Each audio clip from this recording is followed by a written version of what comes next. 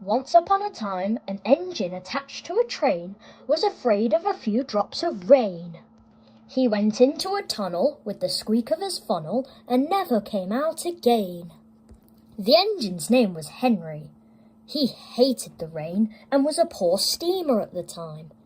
The guard waved his green flag until his arms ached, but Henry still wouldn't come out of the tunnel. "Come on, Henry," said the guard. "The train's waiting and we need to pull it." But Henry just blew steam at everything. A bit later, the guard came back. "Look, Henry, it has stopped raining." "Yes, but it'll start again soon," said Henry, "and what would become of my green paint and red stripes then?" The guard tried to pull Henry out of the tunnel. "Come on, Henry, we've got this train to be moving." "No, I will not move," said Henry. That night, Henry didn't want to leave the tunnel to get to his shed, so he had to sleep in the tunnel. It was morning and Henry was still in the tunnel. It was still raining at that time, so he was too scared to come out of the tunnel because it would ruin his lovely green paint and red stripes. The situation got worse, so Thomas and Percy had come to try and shunt Henry out of the tunnel. Then they coupled Thomas and Percy up to the train. Thomas and Percy tried and they tried, but they couldn't get Henry out of the tunnel. "Come on, Percy, we can push Henry out." "I'm trying, Thomas," said Percy. Thomas and Percy eventually gave up and they had to shunt the coaches back to Knapford. Now Henry was all alone in the tunnel. No coaches, no other engines to see his bright green paint and red stripes. He was just alone. "It's no use, Henry," said the guard. "We've tried to pull you out, we've tried to push you out, and we've tried to get engines to get you out. But I guess we're just going to have to give up." "You have been a really naughty engine," said the guard. "As punishment, I shall take up your rails and build a wall in front of the tunnel. That way you can stay there for always and always and always." So they took up the old rails and made a wall so Henry couldn't escape. A few days later, it was finished. Sometimes Edward would come past Henry's tunnel and go, "Beep, beep, hello." And then sometimes James would come down the line, and he'd often say, tunnel boy," as he puffed by. Then sometimes Gordon puffs down with the express, and he always makes sure to tell Henry, "Poop, poop, poop," says Gordon. "Serves you right, serves you right." Henry was left in the tunnel many days and many nights. He worried that nobody would ever see his green paint and red stripes again. His firebox has gone out. Oh dear, what a silly engine I am. I hope the Fat Controller lets me out again. And we shall see. I think he deserved his punishment. Don't you?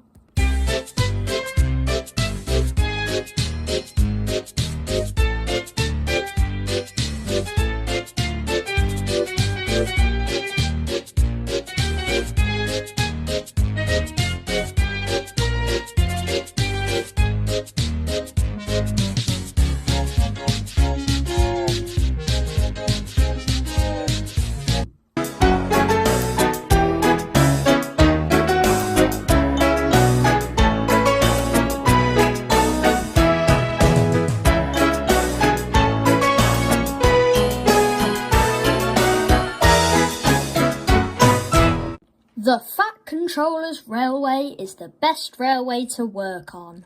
But sometimes there's just too much work, so that's why the Fat Controller brings in new engines to the railway. Salty the Dockside Diesel is one of these new engines. "Oh, jolly good," said Salty. "It's going to be useful." "I'd better go and make myself a good impression," said Salty. "Ahoy there, me hearties," said Salty. "I'm the new Diesel, and I'm here to give you two some help." Bill and Ben didn't think they needed any help. Then Mavis the Quarry Diesel came. "Welcome to Centre Island Quarry," she announced. Salty looked around everywhere, but all he could see was stone, stone, stone.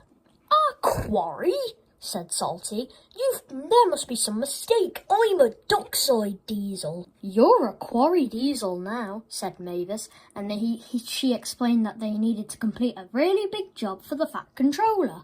"We'll all be, at least they have some trucks." "Be careful with those trucks, Salty," said Mavis. "They can be troublesome, you know."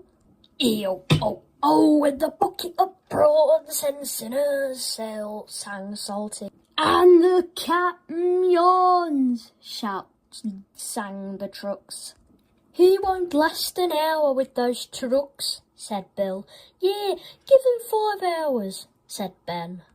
"You've got to admit he's got a knack with those trucks," said Mavis. Soon Salty had gotten the hang of the quarry and the trucks, but he still missed the sea air. "Here comes Mr. Show-Off," said Ben that night. "You have got to admit, though, Ben, he has a knack with those trucks," she said. But Salty didn't come anywhere near the sheds.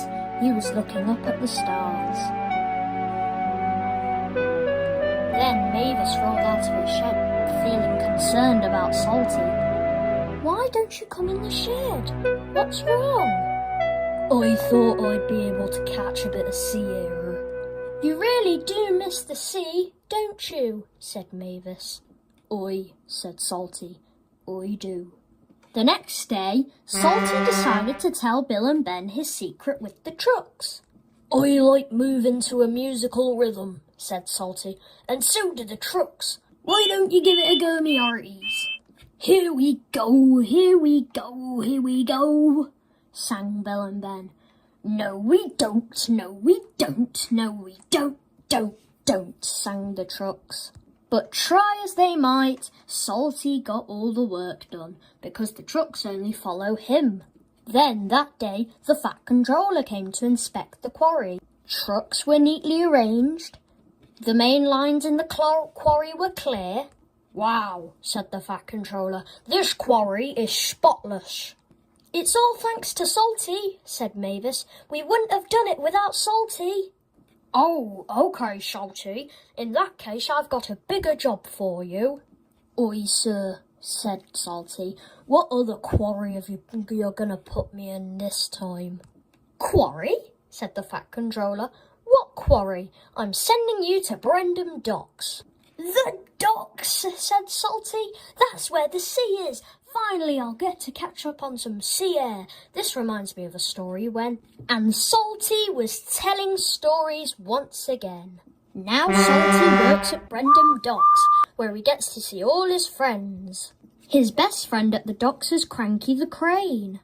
And of course, he was always a really useful engine.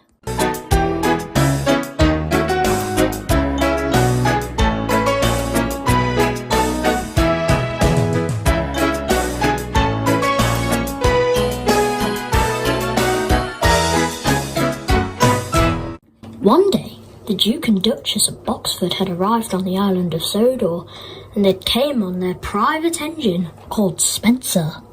Spencer's driver shouted from the cab, "Spencer, you've beaten Gordon's speed record on the way here." "I know that," said Spencer. "I'm faster than all the other engines on the island of Sodor put into one." All the other engines on the island were furious about what Spencer had said. "Why are you even here?" said James. "Oh, I'm so glad you asked, James," said Spencer boastingly. "The Duke and Duchess of Boxford need taking to their new summer house." "Couldn't they have sent another engine?" said Thomas and Gordon together. "You're just a big silver show-off." The Fat Controller had came. "Welcome back to the island of Sodor, Spencer," said the Fat Controller. There is a flatbed near Tidmouth Sheds full of the Duke and Duchess's furniture. I have picked one engine to take it to the summer house. All the other engines saw that this was an opportunity to try and race Spencer. So the engine I have chosen is Edward. All of the other engines looked really surprised. They knew Edward could not possibly win the race. "So," said Gordon, "I'm sure you want a really fast engine to take this special." "Nope, my mind has been made up," said the Fat Controller. "Edward is the most steadiest and careful engine on the island, so I am trusting him with this special." "Oh, jolly good," said Spencer. "I've got a bunch of old iron trying to race me, a modern, fast, streamlined engine." Edward was most offended. "Old iron? We'll see about that." The next day, Spencer and Edward gathered at Tidmouth Sheds, ready to start the race. All of the furniture was in this box on his flatbed. Edward also looked really confident. Then Thomas rolled out of his shed to say the rules of the race. "Okay, Edward and Spencer, this is a around the island race to get to the summer house. You may only stop for coal and water," Thomas went on. "May the best engine win. On your marks, get set. See you at the finish line." I didn't even say go yet. Then, with a whoosh and a woof and a piff and a puff, Edward went off to catch Spencer. Spencer had to wait at a signal. "Oh, don't worry, I've still got some time before Edward gets here." "Pip, pip," said Edward. "Bye."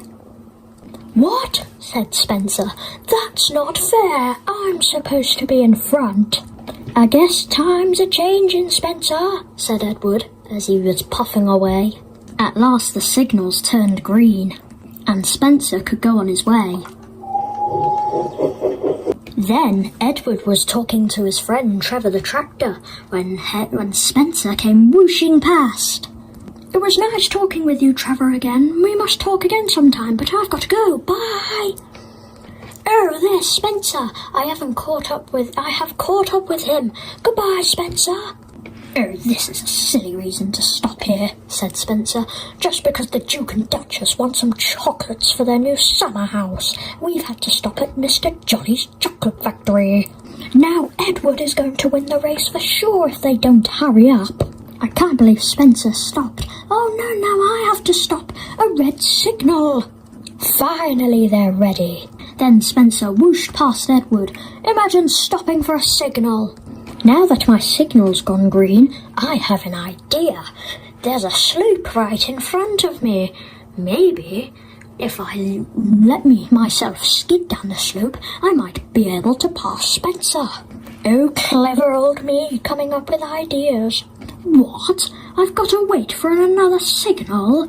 Pah! Hello, Spencer!" Oh, good Lord, did I just see Edward going down that ramp really fast? Oh, why didn't I think of that? Now I've got to wait at this red signal. Later on, Spencer stopped at a station. "Hello, Spencer." I've got another plan. I can switch tracks so I'm on Spencer's lane. That way he can't overtake me. Eureka! So Edward went onto Spencer's track. What does that old iron think he's doing on my track? And then when it was time to leave, Spencer left. "What do you think you're doing?" said Spencer. "Move on over. Go onto your own track." "Nope, I won't," said Edward. As Edward continued to move down Spencer's path, Spencer became even more furious. Even Edward went pretty slow up hills, which made Spencer cross. He had went in front of Spencer until they got to the station near the summer house. Edward could not contain his excitement anymore. I've won against Spencer." All Spencer did was scowl. "You know, Spencer, You should take this as a lesson. Never judge a book by its cover. What about silly books? I don't even read books. Alas, Spencer, said Edward when he left the flatbed. And if from this day forward Spencer knew to never judge anybody without actually...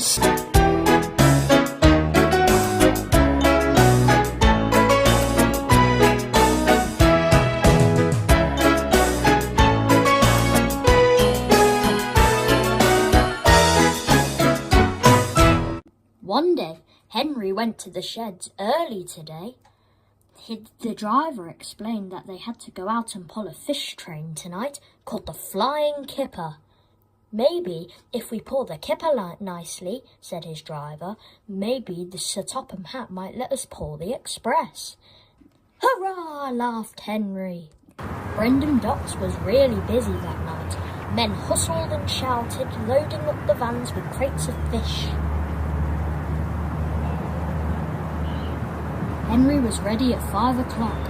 There was snow and frost. The men hustled and shouted, loading the vans with crates of fish. The last door banged. The guard showed his green lamp. The Flying Kipper was ready to go. Good luck, Henry, said Frankie. Come on now, puffed Henry to the vans. The vans shuddered and groaned. All right, we're coming. That is better, puffed Henry. Here we are past the docks, said Henry, as they went past the final station of the docks. We're out to the docks, he said Henry. And off Henry went into the mist.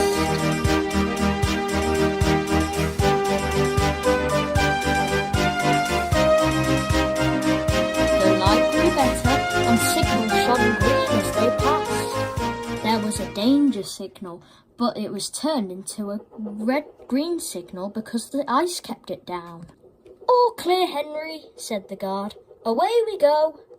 Little did they know that the points were set onto a siding because the signalman couldn't fix them. And Henry was safe going right towards it without any warning. A goods train was waiting in the siding to let the Flying Kipper pass. The driver, the fireman, and the guard were drinking cocoa in the cabin. They had conversations like, "The kipper is due," said the guard. "Who cares," said the fireman. "This is great cocoa." Then the driver had gotten up. "Come on, fireman, back to our engine." And they'd gotten out just in time.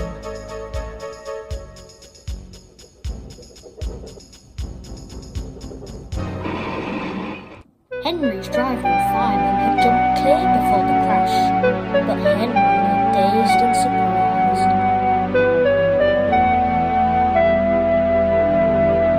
The Fat Controller eventually came to see him. "I'm sorry, sir, but the signal was down, sir," said Henry. "Cheer up, Henry, it wasn't your fault. Ice and snow caused the accident," said the Fat Controller, trying to cheer Henry up. "It's also time I put a stop to these accidents. I'm sending you away to Crewe, a fine place on the mainland for sick engines. They'll give you a new shape and a larger firebox. You'll feel a different engine and won't need special coal anymore. Wouldn't that be nice?" "Yes, sir," said Henry doubtfully. "While you're away, Edward will do your work." "Yes, sir," said Henry. "Don't worry, Henry," said Edward. "I'll take care of your work, and I'll pull the kipper for you today." A few years later, Henry did come back, and he felt a better engine. Of course, he was really happy at Crewe, but was glad to be home.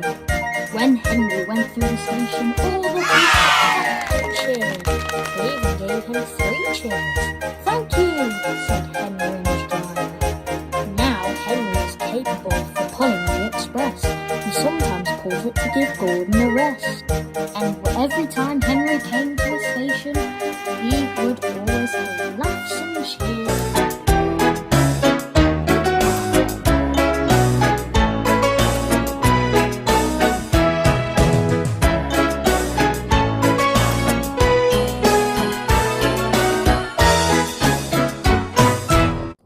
One day, Edward was taking some scrap pipes to the scrapyard when he saw a surprise for him.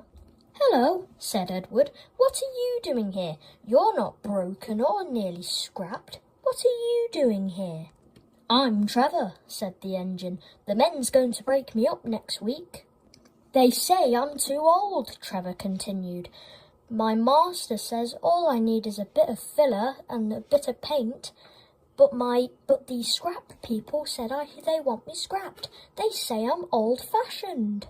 "People say I'm old-fashioned," said Edward, and I don't care. The Fat Controller says I'm a useful engine. "What sort of work did you do?" said Edward. "Me and my driver would go around from farm to farm, delivering loads of crops, wood and other stuff. The children loved to see us," said Trevor, as he shut his eyes. "Oh, yes," said Trevor, "those were the days."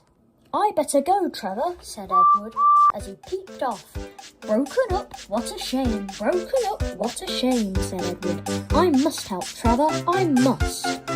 Edward went from house to house, but strangely none of them had room for a traction engine at home.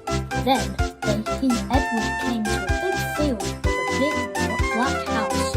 "Why didn't I think of him before?" Edward thought. "The vicar! He surely has some room there." The vicar then came running out to his fence. "Hello, Edward. What brings you here?" "There's a traction engine in the scrapyard," said Edward. "The men's going to break them up next week, but it's not fair on him." "So what are you saying?" said the vicar. "Please save him," said Edward. "He gives children rides." "We'll see," said the vicar. "I'll go round tomorrow." Then Edward puffed away, hoping that Trevor would be saved from scrap. The next day, the vicar rode in Edward's cab to the scrapyard to go and see Trevor. "Trevor, look who's here to come and see you." "It's the vicar," said Edward. "You are a fine little engine," said the vicar. "Perfect for my orchard. But let me see how you drive first." Trevor hadn't felt better in months. He was whistling all the way. Now Trevor was moving around the yard much more lively. He'd enjoyed having the vicar guide him about and was hoping that he'd buy him. A few minutes later, the vicar came out with a piece of paper. "I got him cheap, Edward.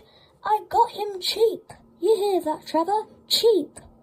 "Did you hear that, Trevor?" said Edward. "The vicar's bought you and you live at the vicarage orchard now." "Yippee!" said Trevor. Trevor now lives at the vicarage orchard and he sees Edward pass by every single day.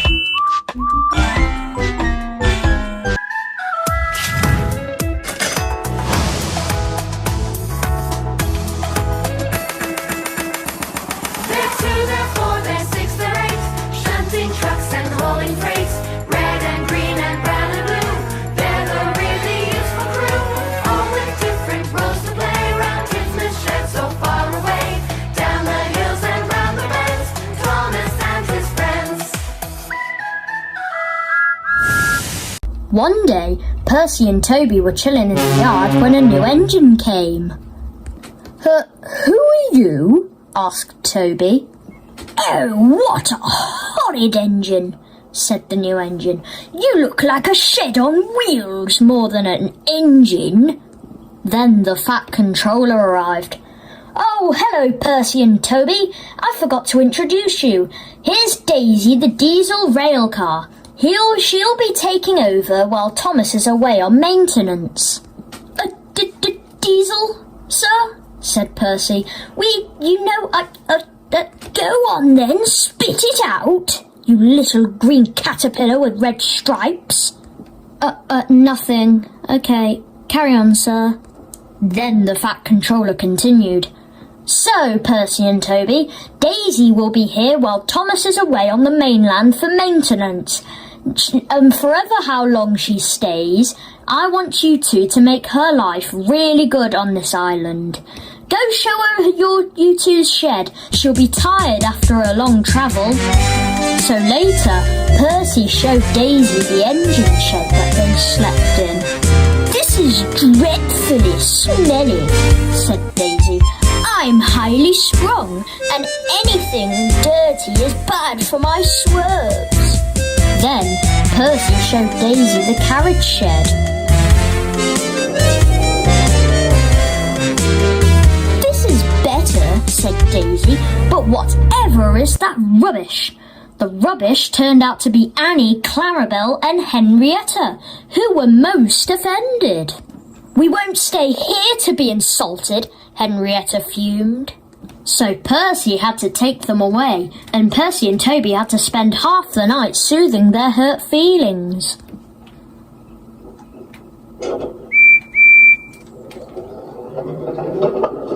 That morning, everybody was exhausted. Daisy, on the other hand, was feeling bright and cheery. "Ooh, ooh," she purred as she went into the station for her morning train. "Look at me," she purred to the passengers. "I'm the latest diesel, highly sprung and right up to date. You won't want Thomas's bumpy old Annie and Clarabelle now." The passengers waited for Daisy to start. But she didn't. She then saw that a milk tanker was about to be coupled to her. "Do they expect me to pull that?" she said in disgust. "Surely," said her driver, "you can pull one wagon." Daisy then shuddered violently. "Oh, come on, it's not that bad," said her driver. "Come on now, back down, will you?" Daisy was really mad. She lurched backwards. She was so tight that she blew a fuse. "Told you," she said boastingly. Her driver was really mad with her. "Oh, come on, Daisy. The passengers are already late. Come on, you can pull one wagon." "It's fitter's orders," she said to the driver. "What is?" said her driver. "My fitter's a really nice man. He comes once a week and examines me carefully. 'Daisy,' he says, 'never pull. You are highly sprung and pulling is bad for your swerves.' So that's how it is," she finished. "Fitters never pulling," said his driver. "That is a load of nonsense. I don't believe one bit. But if it's fitter's orders, I guess we're just gonna have to uncouple the tanker." So the driver uncoupled the tanker from Daisy. And then Daisy rolled away. "Oh, that was a great lie," she said. "Oh, I don't have to pull anything." Daisy was very naughty, and then the Fat Controller eventually caught on to this. Then when Daisy got to the shunting yard, the Fat Controller was waiting for her. He did not look happy. "You have been a very naughty diesel," said the Fat Controller. "My engines on my railway pull whatever they want," said the Fat Controller. "If you're not going to behave, I might as well just send you back to the mainland." No, sir, I promise I'll behave until Thomas is back." "You know what, Daisy? I will give you a second chance. Fail one more time or lie about you not needing to pull wagons, and you'll be sent to the mainland." Daisy felt a lot happier knowing that she wouldn't be sent away to the mainland or potentially being scrapped. She's never afraid to pull things either, and she was a really useful diesel rail car.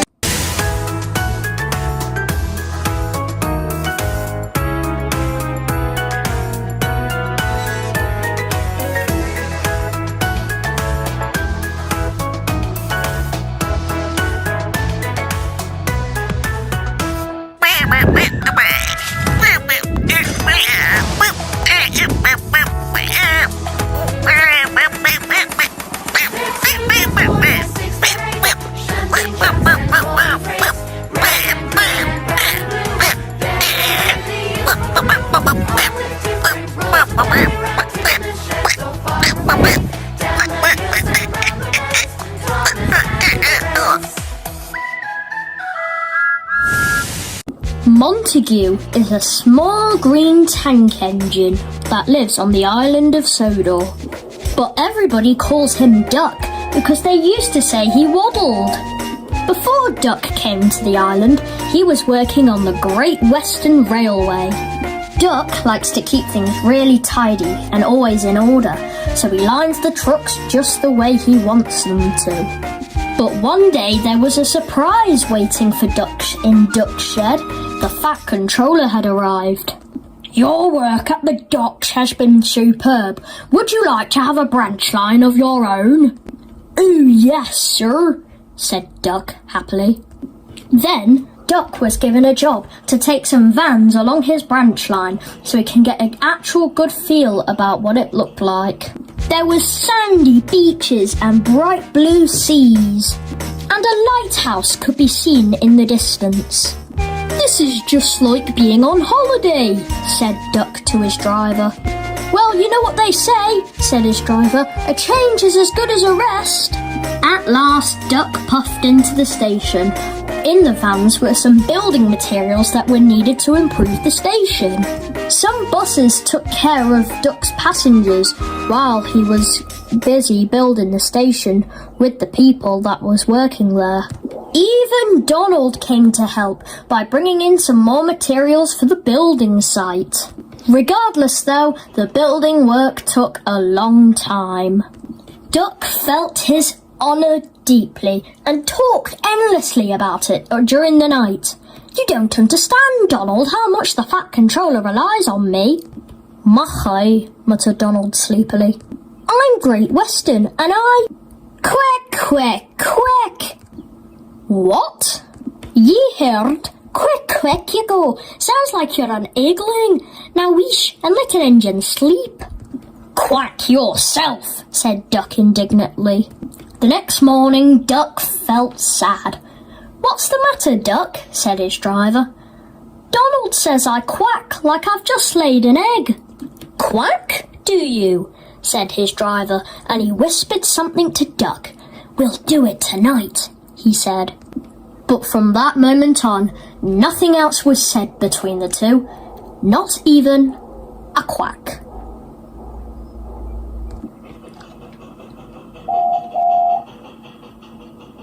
But that night, his driver had popped something into Donald's water tank. Next morning, when Donald went to refuel for water, he saw that he had an unexpected passenger aboard. A small yellow duckling popped out of his water tank. Nay, who's behind this? Said Donald. The duckling was tamed. She shared the fireman's sandwiches. Even passengers that come aboard at the station, she greets them with a little quack and a little dance. And when it was time to go, she rolled in the tender. Or sometimes she went inside the coaches for entertainment. The other engines loved to tease Donald about her. Presently, though, the duck grew tired of travelling, and then she hopped off at a station, and there she stayed for the rest of her life. Then Duck puffed into the newly built station. Oh, how was the duck I sent you? You say I always quack about like that, and now you know how you feel. Ah, hey, said Donald, you got me. And also, it showed me a lot about how to take care of pets, but now she's staying at the station. Well, at least my branch line's fully done, and I can go on it, and plus I can always see the seaside. Well, I better go, Duck. I've got to go and get coupled up to my next train, you know. As Donald puffed along the lakeside, he saw something on the sand. It was the little duck from before. Ah, that little goose, said Donald. I'm gonna name you Dilly. And around the coast Dilly stayed, at the station or at the seaside.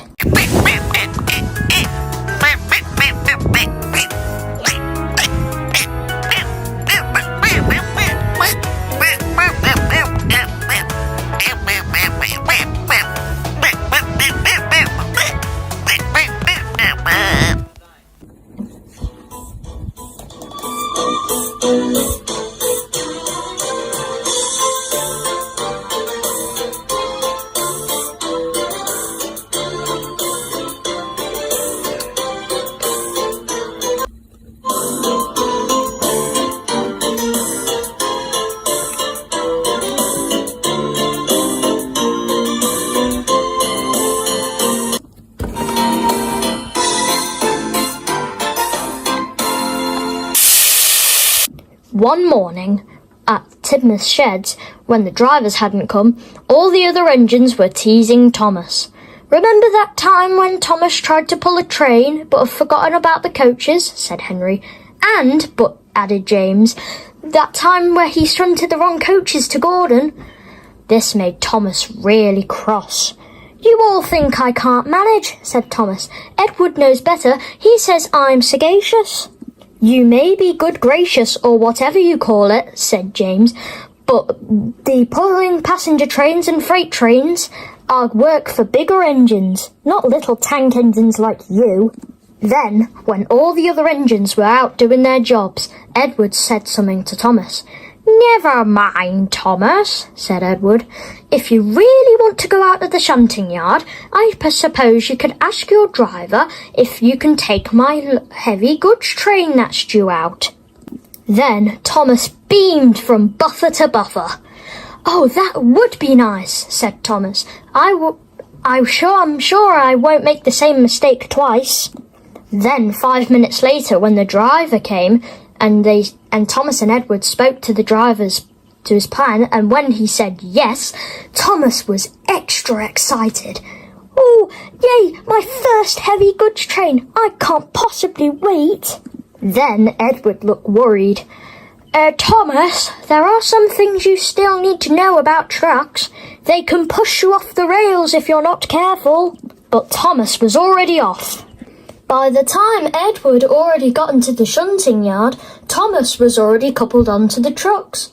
"Okay," said Edward, "you know where these trucks are going. They need to be headed to Crovan's Gate where they can be filled with coal. Then you need to come back to Tidmouth and unload them." But Thomas didn't listen. He was really excited. "Don't forget the special at the back. I'm trusting you with it. It's the jet engine. It needs to go to the Sodor airport. The Fat Controller has supposed to be sending me to do it. But I think you're good enough and wise enough to take care of it," said Edward. But Thomas still didn't hear Edward. He was humming to himself about how good he was going to pull the trucks. "Maybe," Thomas thought, "if I do good here, the Fat Controller will let me have pulled passenger trains and freight trains more often." Then Thomas was off. "Thomas, wait! You've forgotten something." But Thomas was already off. "I might have regretted this decision," said Edward. When Thomas puffed down the main line, he said to the trucks, "Hurry on, come along, don't be late, said Thomas. "That's no way to speak to some trucks," said the trucks, and they were plotting something, but Thomas didn't hear them. Thomas had forgotten all about what Edward had said to him about engines being off the rails. "Henry says pulling trucks are difficult, but I find them quite easy," said Thomas. There's no danger. "I wonder what Edward was talking about, though. Hopefully it wasn't important," said Thomas the Tank Engine, as he went on the Sodor suspension bridge. Then Thomas came up to Gordon's Hill. It was the steepest hill in all of Sodor, and all of the engines struggled to get up it. "Come on, you silly trucks," panted Thomas. "That's no way to speak to trucks," said the trucks. "We'll pay him out. Just he wait." I did it! I made it up the hill," said Thomas. Then there was trouble. "Help! Help!" cried Thomas. Then, with a jutter from the hill, the jet engine had switched on. Uh-oh! And then Thomas was racing down the track. On, laughed the trucks. Thomas was going lightning fast down the entire rail tracks. Thomas shut his eyes when he was about to hit the buffers. When the jet engine ran out of fuel and made Thomas stop at the buffers. The Fat Controller had came, and he didn't seem really happy with Thomas. "Thomas," said the Fat Controller, "what are you doing here?" "I brought Edward's trucks, sir," said Thomas. "He said that I could take them for him." "You've a lot to learn about trucks, little Thomas." You have caused confusion and delay twice in the same week. First you forget your coaches, next you let your trucks push you. I'm really sorry, sir, said Thomas. It won't happen again. Like I said, said the Fat Controller, you've a lot to learn about little trucks, little Thomas. That's why I sent Edward to take them. Then Thomas puffed sadly away. But the Fat Controller just wasn't cross with Thomas. He was cross with Edward too. Then he sent both of his engines to the yard to work there until Thomas knew as much about trucks as Edward. I'm really sorry, Edward, for not listening to you, said Thomas. I should have been more patient. Never mind, Thomas, said Edward. At least we're working together again. Why now, why don't you go fetch James's coaches for him? Then Thomas went to go shunt James's coaches for him. The next day, Thomas and Edward were in the yard. The Fat Controller was planning to check up on them to see how much Thomas was learning. Well, Thomas, said Edward, looks like you've learnt as much about trucks as me now. I'm getting on fine now, said Thomas, but those trucks really traumatised me. I was going so fast that I had little time to react. Yes, but you learn not to do that now, don't you? Said Edward. Yes, I do, chuckled Thomas, and the two became friends forever and ever.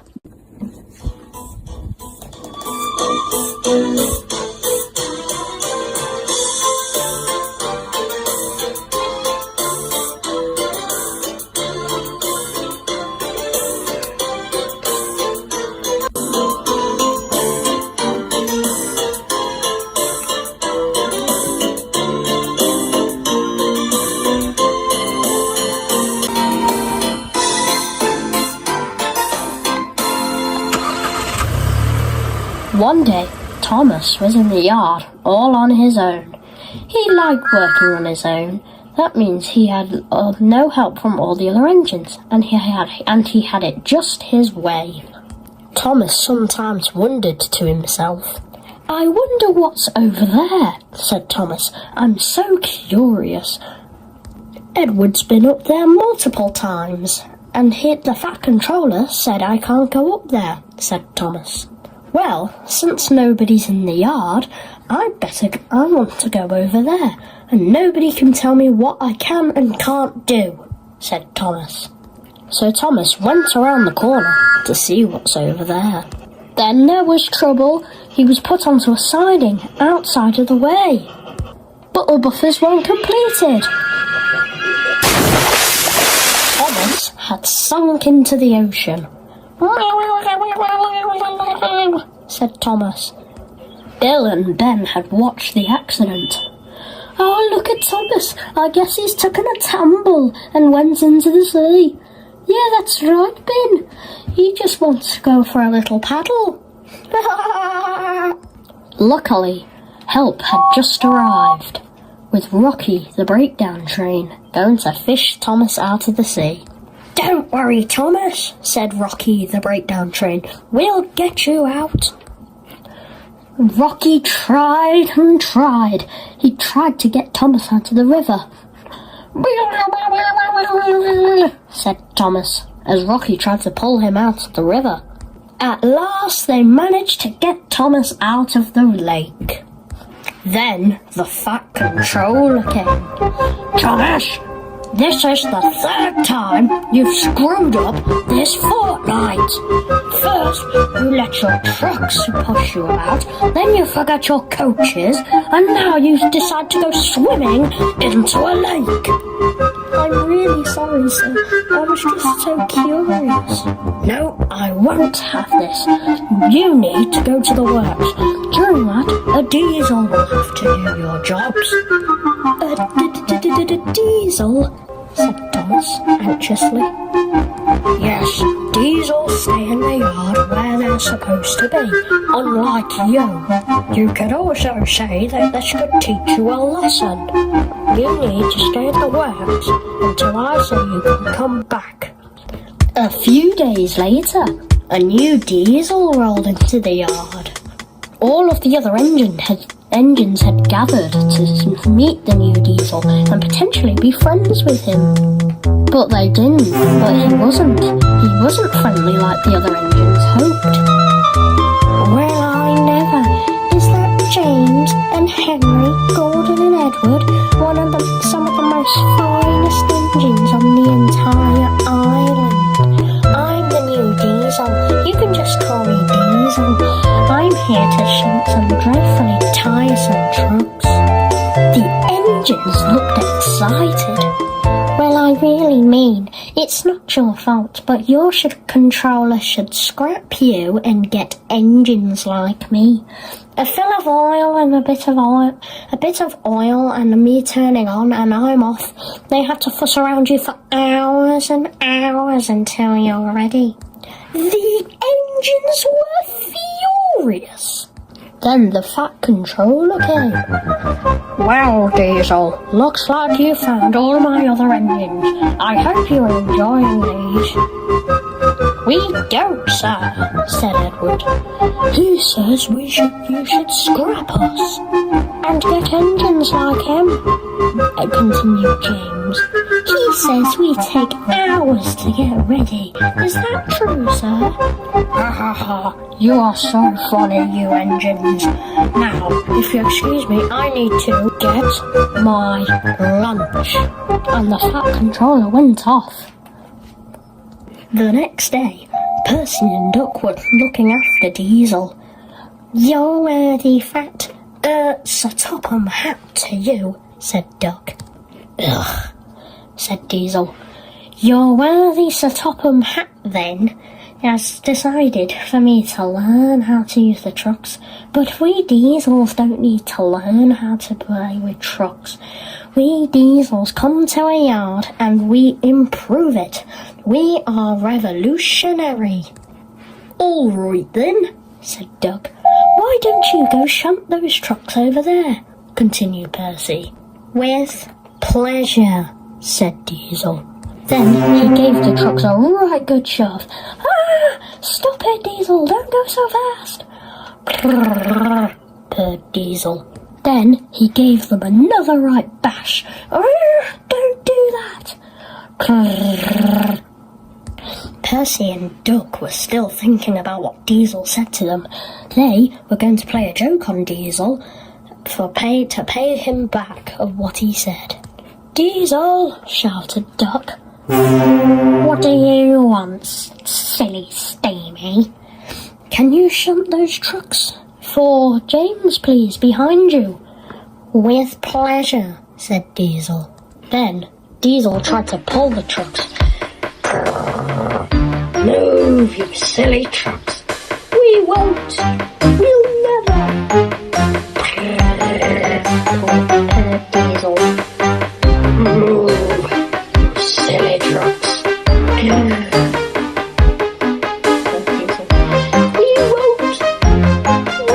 never.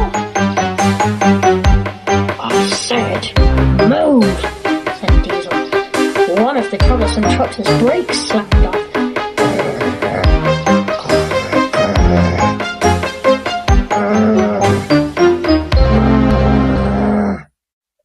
At last Diesel gave up. Then Duck came back to the yard to check up on Diesel. Oh, thank you for putting these trucks away. I'm going to go shunt Kurt Gordon's coaches now. Don't you want this lot? Said Diesel. Oh no, I thought you were really fun. Being all revel whatever it's called.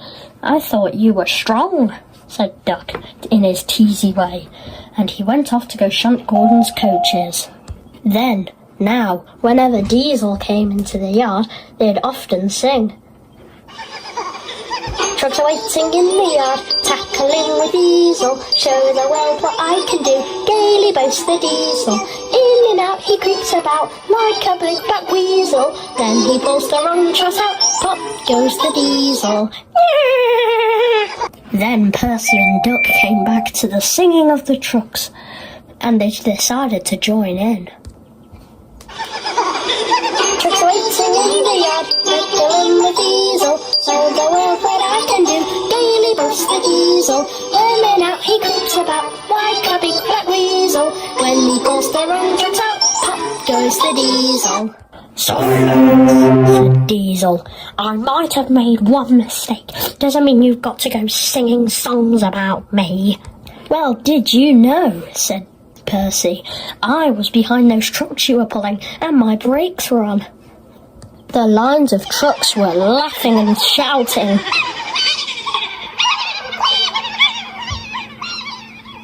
Then Diesel went away to his shed.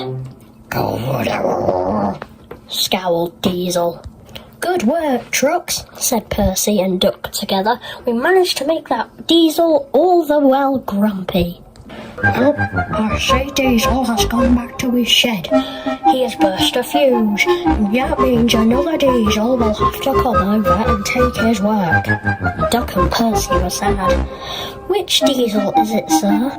A Diesel box cab is coming to take over Diesel and Thomas's work. Uh-oh.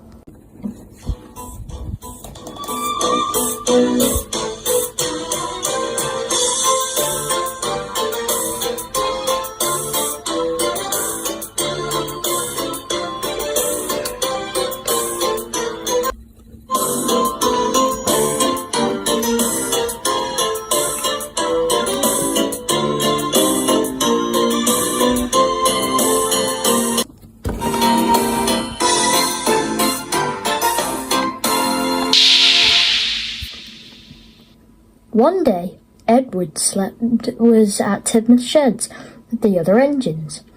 They were all bigger than Edward and boasted about it. The driver and fireman won't choose you to go out today. You're too small, said James. This made Edward way devastated. His driver was devastated for Edward. Would you like to come out today? Oh, yes, please, said Edward. That would be nice. So they lit his fire, made loads of steam, and Edward puffed happily away.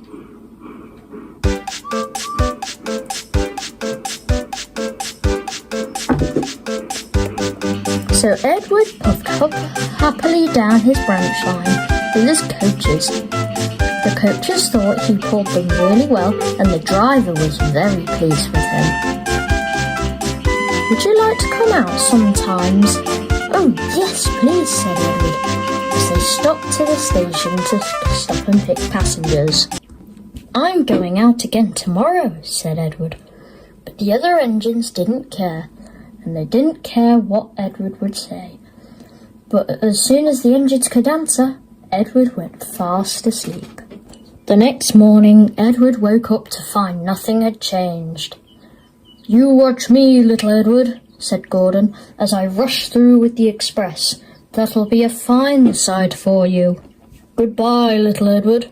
Be on lookout for me this afternoon.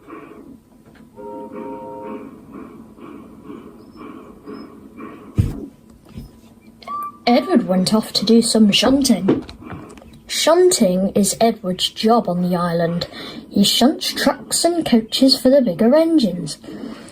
Sometimes he goes to the trucks to give them a push into a siding, but he'd always stop at the troublesome trucks and give them a right bash. And whoo, heck, whatever is happening.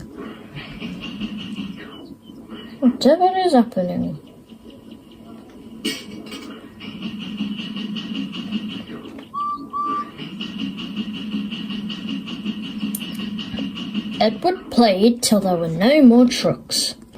Edward went into a siding to get some rest from playing with all those trucks. Then Edward saw Gordon coming through the station, but he wasn't pulling any trucks. He was pulling wasn't pulling the express. He was pulling a heavy goods train. A goods train. A goods train. A goods train. The shame of it. Oh, the shame of it. Oh, the shame of it. 5 minutes later, there was trouble. Edward, Gordon can't get up the hill, said his driver, with his goods trucks. Will you go and help him? My help? Yes, your help, Edward. I know you're really good at pushing trucks, so I wonder if you can help push Gordon up the hill. Well, I can most definitely try. So Edward went off to go save Gordon. It wasn't long until Edward got up the hill.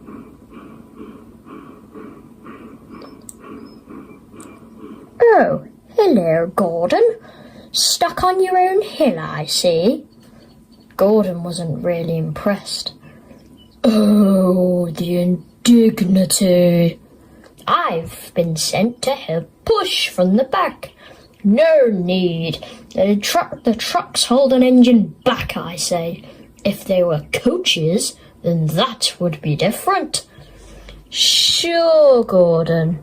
Sure. I'll go to the back of the train and help you. Peep, peep, said Edward. I'm ready to push this train. Gordon was really cross. About time, little Edward.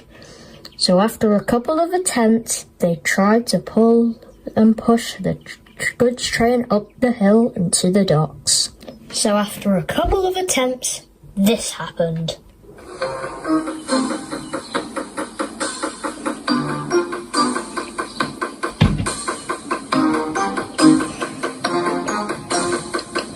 I can't do it. I can't do it, said Gordon.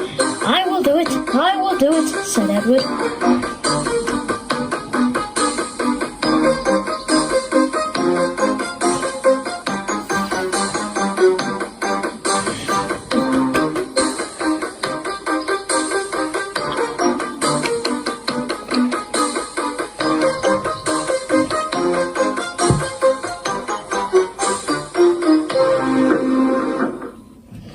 They couldn't pull the train up, so they tried and they tried again. After another attempt at trying to climb the hill, this happened. Do your best, little Edward. I will, Gordon.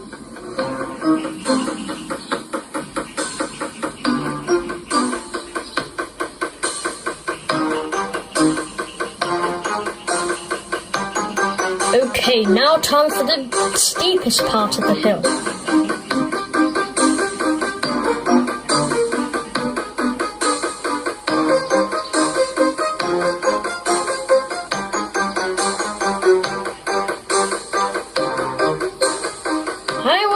I will do it, said Edward.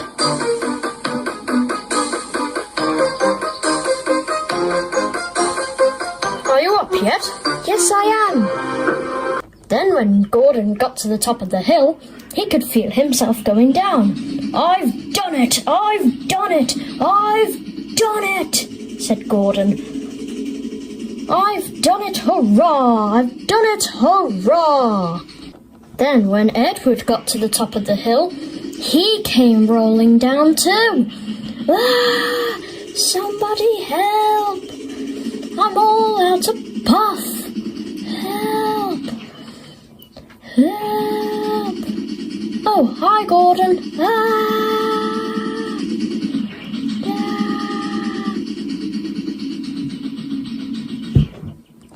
Then Edward puffed away, because he was all out of puff. Because he was pushing Gordon up the hill, he had just enough coal to get to slide on into the siding. Oh, I needed that. Pushing Gordon was exhausting. The driver was very pleased with Edward. You know what, Edward? I'll get out my paint tomorrow, and I'll paint you in lovely blue and red stripes, so you can be the smartest engine in the shed.